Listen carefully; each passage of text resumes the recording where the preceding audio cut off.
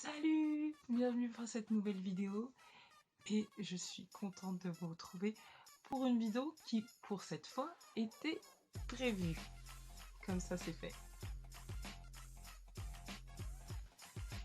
Alors, pour aujourd'hui, je voudrais parler tout simplement des styles alternatifs et plus précisément tout ce qui est mode Harajuku ou tout ce qui est japonais Tokyo-ite. Voilà. Alors, le premier conseil que je peux donner à tous ceux qui veulent commencer, il faut commencer pour vous. C'est-à-dire, ne commencez pas pour les autres, ne commencez pas pour une communauté, pour une norme ou quoi que ce soit. Commencez juste pour vous, parce que ça vous plaît. Et vraiment, il faut que ça vienne de vous et pas des autres. Puisque c'est vous qui allez porter ces styles-là. Donc, pour commencer dans tout style alternatif, rendez-vous compte que c'est vous. Et la seule et unique personne qui va porter ces vêtements que vous allez acheter, ces accessoires, tout ça, c'est vous. Donc pour commencer, prenez ça bien en compte. Deuxièmement, je tiens à dire que tout ce qui est style alternatif vient de tout ce qui est contre-culture. Et qui dit contre-culture, eh ben, c'est tout ce qui est hors de la mode en général conventionnelle en Occident. Donc, rendez-vous compte que il y aura toujours le regard des gens. Donc, vous prenez pas la tête parce que ouais, il m'a mal regardé, donc quoi que ce soit. Vous le faites pour vous. Vous le faites pas pour les autres. Donc forcément, il y a ce truc-là.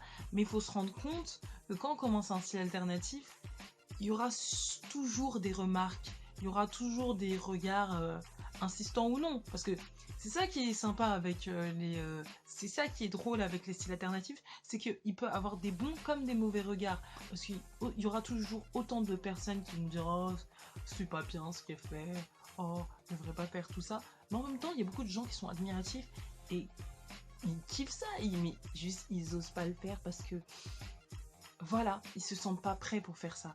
Donc prenez en compte cette partie-là parce qu'il y en a beaucoup qui sont choqués. C'est normal. Ça devrait pas l'être, mais c'est normal, il faut prendre en conscience ça. Mais dites-vous bien une chose, de toute façon, quoi que vous fassiez, il y aura toujours des gens pour critiquer. Alors, vivez votre vie comme vous l'entendez. N'ayez pas peur de débuter. Parce que je vois beaucoup de gens qui ont peur de débuter un style pour des raisons qui ne devraient pas être là. Vous voyez, il y en a qui ont peur de débuter un style parce que ils ont peur de ne pas pouvoir rentrer dedans. C'est-à-dire des filles qui sont en général en surpoids ou qui rentrent dans des tailles qui sont ici dans les tailles dites normales. Parce que, bon, pour moi, la norme n'existe pas réellement, mais ça en va passer. Qui rentrent dans des tailles dites normales. Mais en Asie, ce ne sont pas les mêmes barèmes de taille. Donc beaucoup de gens ont peur que ne pas pouvoir rentrer dans ces tailles-là. Ne vous mettez pas un frein tout seul. Après, je sais qu'il y en a, ils ont peur par rapport à tout ce qui est ouais, mais comment ils vont réagir par rapport à ma couleur de peau, tout ça. Franchement, on s'en fiche. Vivez votre vie. Ça sert à rien de se poser la question. Oui, mais je suis noire, je peux pas faire ci. Oui, mais je suis noire, je peux pas faire ça. Non, non, ne vous mettez pas des freins comme ça. C'est pas parce que vous n'avez pas le type de cheveux d'une asiatique, si vous n'avez pas le teint de peau d'une asiatique, si vous n'avez pas les yeux d'une asiatique. Les styles alternatifs, c'est fait pour les gens qui aiment les styles alternatifs. C'est tout. C'est tout ce qu'il y a à comprendre pour commencer. Et quoi qu'il arrive, de toute façon, c'est pour vous. C'est pas pour les autres que vous faites ça. C'est pour vous. C'est pour votre personne. Et ce n'est pas pour les autres. Ne vous posez pas la question de oui, mais c'est parce que par rapport à ma couleur de peau ou quoi que ce soit. Non. De toute façon, c'est vous qui le portez. Comme j'ai dit, c'est vous qui vivez dans ce corps-là. Donc, apprêtez-le comme vous voulez. Je sais que pour beaucoup, le budget, le prix des vêtements peut être un frein. Alors, je tenais à vous dire, je viens d'une famille qui n'a pas forcément les moyens de payer des trucs super chers. De plus, comme vous avez pu le remarquer, je suis métisse. Donc, je ne rentre pas dans les critères de beauté. En plus, je suis grande, je fais 1,75 m. Donc, imaginez-vous qu'en général, de tout ce qui est jupe et tout ça, qui vient du Japon, ben c'est mort parce que c'est trop court pour moi. Et en plus, je fais partie de ces gens qui font des grandes tailles. Enfin, je suis à la limite des grandes tailles, c'est-à-dire ça dépend des marques. Voilà, mais en général, je suis plutôt grande taille. Donc, je vous laisse imaginer le délire, c'est-à-dire que j'ai toutes les caractéristiques pour ne pas en faire si on s'arrêtait à ces critères-là. Mais non, il y a des alternatives. Oui, il y a des alternatives, aussi l'alternative. Et ça me fait vachement rire. Putain, je me fais rire toute seule. Il faut savoir que quand vous rentrez de toute façon dans un style alternatif, certes, il faut toujours mettre de l'argent parce que en général, si vous avez un style plutôt de tous les magasins qui font pour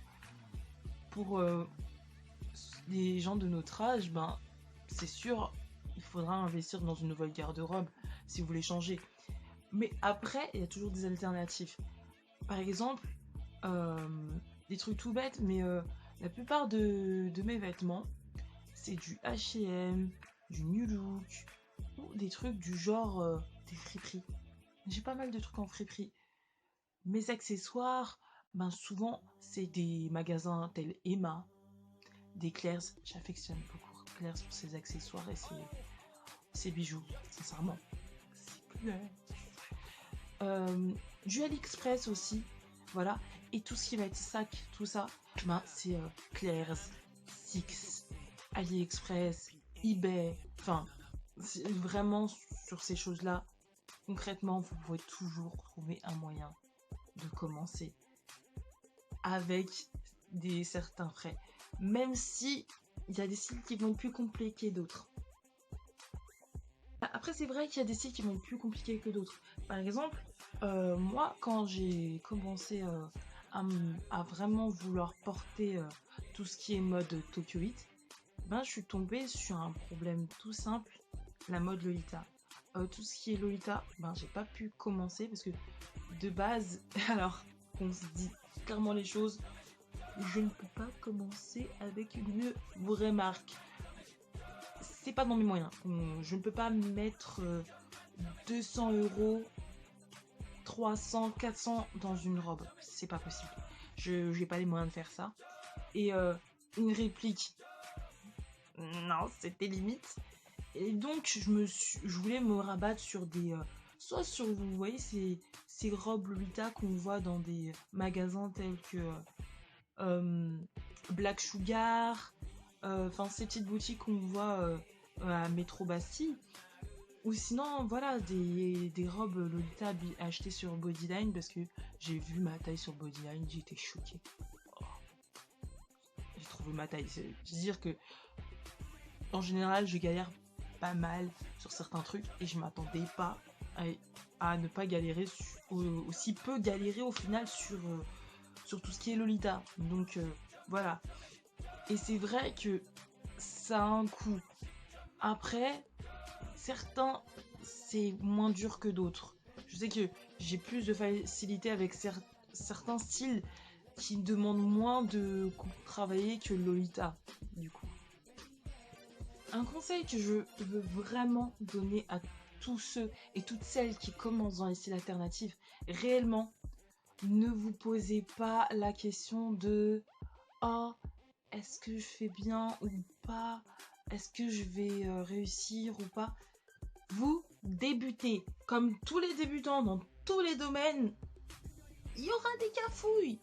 Il y aura des trucs qui vont forcément pas aller. Enfin, en général, les gens qui commencent, qu'on voit commencer, par exemple, dans les meetings, enfin, dans les fashion walk et tout ça, qui viennent comme ça et qui pètent le feu en termes de style, c'est qu'ils ont beaucoup travaillé avant.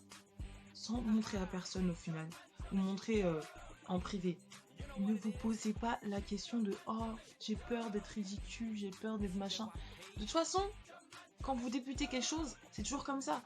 Quand on était petit et qu'on a commencé à prendre le vélo, bah on tombait. C'est normal. Et là, c'est pareil, on peut faire des erreurs. Mais c'est normal, vous débutez. N'écoutez jamais les gens qui vous disent ouais, eux, avec leur réplica, eux, qui commencent avec des trucs comme ça. On s'en fout. Vous faites ça pour vous faire plaisir. C'est pas pour les autres que vous faites ça en premier. Vous faites ça pour vous. Et sachez que tout débutant commence. Il débute. Donc forcément, il va faire des cafouilles. Il y aura des trucs qui vont pas aller. Il y a des trucs qui sont rectifiables. Il y a plein de choses qui vont changer. Mais plus vous vous exercez, plus vous vous habillez, plus ça va s'améliorer. C'est comme ça. N'ayez pas peur. Et sincèrement, si les gens vous critiquent, dites-leur sincèrement dans les yeux. Bitch, I'm fab. Not you. Et du coup, ça suit mon précédent conseil. Ne vous arrêtez pas aux commentaires négatifs.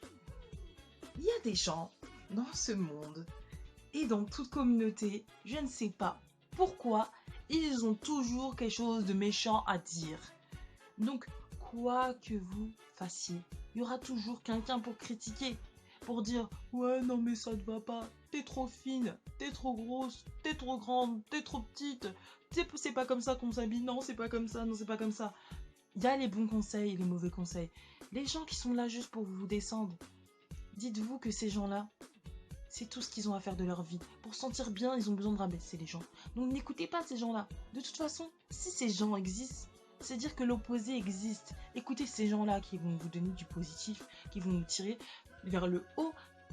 Et que, voilà, s'il y a un truc qui va pas, ils vont vous dire ce qui ne va pas pour que vous vous améliorez. N'écoutez pas les gens juste qui disent « Ouais, non, non mais en fait, elle est moche et tout. » On s'en fiche. On s'en fiche. Concrètement, si vous voulez évoluer dans un style, c'est normal de faire des cafouillages. Parce qu'on teste, on s'habille, et puis voilà. Mais sincèrement, ne vous arrêtez jamais juste aux commentaires négatifs. Parce que moi, j'ai fait l'erreur un jour où je n'allais pas bien dans un meeting de vouloir arrêter parce qu'on m'avait fait des remarques toute la journée. Et bien sincèrement, je me dis que je serais passée à l'autre côté de plein de choses si je m'étais arrêtée comme ça en bout de chemin. Donc tout ce que je peux vous conseiller, c'est de continuer, même si les gens vous critiquent. De toute façon, ils ont que ça à faire. Pendant que vous travaillez votre fabulosité. Voilà, le dernier conseil que je peux vous donner, c'est par rapport à mon propre ressenti et mon propre vécu, c'est n'ayez pas peur de commencer aller dans des meetings, dans des fashion walks, seulement parce que vous ne connaissez pas les gens. Je viens à dire que quand j'ai commencé, je ne connaissais personne de la communauté Harajuku ou Lolita ou n'importe quel style alternatif, je connaissais personne. Parce que quand j'ai commencé, en fait, même si je m'intéressais, ça faisait des années que je m'intéressais à tout ce qui est culture et mode japonaise, mais j'avais très peu osé.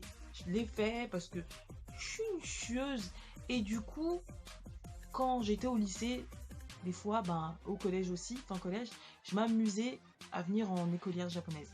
Ça m'est arrivé. Mais voilà. Et voilà, donc du coup, c'était pas du tout mon style de tous les jours parce que je me recherchais beaucoup en fait. C'est-à-dire que quand je dis je me recherchais, c'est-à-dire que je savais pas quel style je voulais. Je kiffais plein de styles alternatifs. C'est-à-dire que je suis passée par plein de styles alternatifs aussi. Mais je savais pas réellement où me mettre parce qu'il y avait toujours quelque chose qui me plaisait pas. Donc voilà, donc j'ai cherché pendant des années.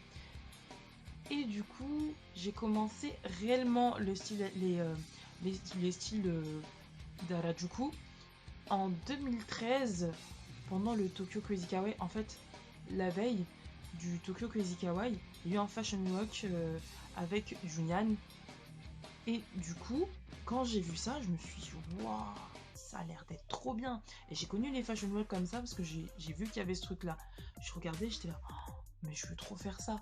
Donc du coup, ce jour-là, avec des chances de fou, je n'ai pas eu cours. Bon, j'ai fait quelque chose qui n'était pas bien. J'ai dû frauder pour aller sur Paris. Parce que moi, j'habite quand même loin de Paris. Donc, je n'avais pas les zones pour aller sur Paris. Donc, j'ai dû frauder. Mais franchement, aucun regret. Donc voilà, ce jour-là, je me suis dit c'était impossible de rater cet événement. Donc j'ai pris les fringues, le peu de fringues que j'avais et je suis partie comme une furie y aller. Donc, alors franchement, on va pas se mentir, c'était pas du tout ça. Franchement, c'était mignon. Bon, franchement, je me débrouillais pas mal avec ce que j'avais, parce que j'avais vraiment que dalle à cette époque-là. J'avais pas une thune. Donc concrètement, mon style, il se composait d'un collant qui habille, un collant babou, parce que je les avais noués pour faire des collants bicolores, mais en gros, je pouvais pas m'en acheter des collants bicolores. Hein. Un tutu de chez Tati, des chaussures d'un magasin qui s'appelle Nose, que je vous parlerai dans une autre vidéo. Un haut de chez... Je crois que c'était un haut de chez Cash Cash, ouais. Et une veste de chez New Yorkers. Mais vraiment, du coup, j'avais vraiment le style... voilà, et un nœud, je crois, de chez Claire's. Enfin, vraiment, je suis partie dans un truc... c'est pas du tout ce que je pourrais faire aujourd'hui. Mais j'ai découvert comme ça.